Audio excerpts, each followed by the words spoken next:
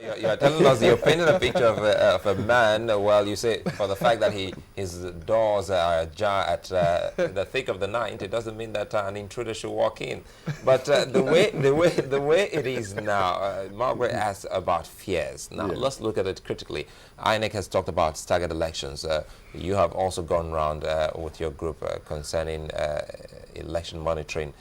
Which would you rather say is the best for us? The staggered elections, even though Dr. Dogo did say, well, it's costlier than running elections all at once. But is that the best for us as Our people? democracy has been, costly, extremely costly. So if you're going to spend a little bit of cash to get it right, I think it is, worth it. Of course, I would disagree with those who hold the view that staggered elections are not right. I can tell you that most of the accolades that INEC has gotten has been as a result of the staggered elections in the country. I mean, there was something. You want to give us some examples? There was something that happened in South Africa something ago. There was this area that was prone to, crime all the time, and the government looked at it and realized that part of the reason, or the major reason, was that the place was always thrown into darkness and so on. So what they did was to light up the space, and then the crime rate fell drastically. You understand? So the issue is that whenever you shine the light, darkness must disappear, and so that is what the staggered election has been able to achieve. So it was a light. Now have, it's a light, but we mean that was brought about by default. Some of the problems that led to the staggered elections in this country, the activities of the politicians and the rest. But what happens with staggered election is that everybody's attention is beamed on these particular places. The media attention is there, the people's attention is there, the attention of INEC is there. So instead of one commissioner, state commissioner, being in charge of the process, you have about as much as 10 commissioners being involved in that process. We saw that in Imo State, we saw that in Edo State, we saw that in Ondo State, and so on and so forth. So that became a light that was beamed in that state that drove the politicians, who usually want to perfect their things in the darkness, that drove them away, and so it became very difficult, for them to do whatever, they are very adept at. So are we better off with that? It is better. I can assure you. In terms of security too, okay, there was also the issue of security. Because you see, people now, sorry to interrupt you. I'll let you finish your thoughts. But, every time we talk about staggered elections, it would seem that INEC is talking about one thing, we seem to be talking about another thing. What comes to our mind is all the elections that were held after the 2011 April elections. Now, INEC is saying that it might not consider doing presidential, then governorship the following weekend, the National Assembly the following weekend. They're thinking of doing everything all at once. But what we're looking at every time we talk about staggered is like concentrating attention exactly on one particular state. Which would you recommend? INEC has told us that they have done a review of the past elections in this country, and then they have seen the weaknesses and the strength and so on. But with this kind of statement, emanating from INEC, I'm beginning to wonder whether they have actually taken a critical look of these elections.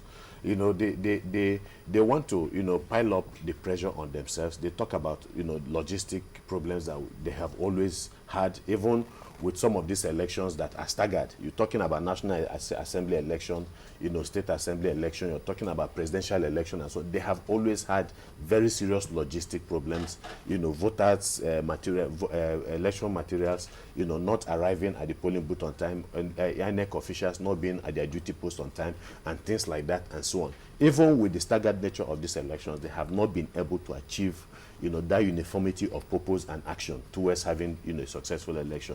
Now you are talking about them now, taking all of these elections at the same time, stretching the security apparatus of the state, and so on. There are those that will tell you that you have enough, security forces at the disposal of INEC. I do not think so, because again, even during elections, the business of government must go on.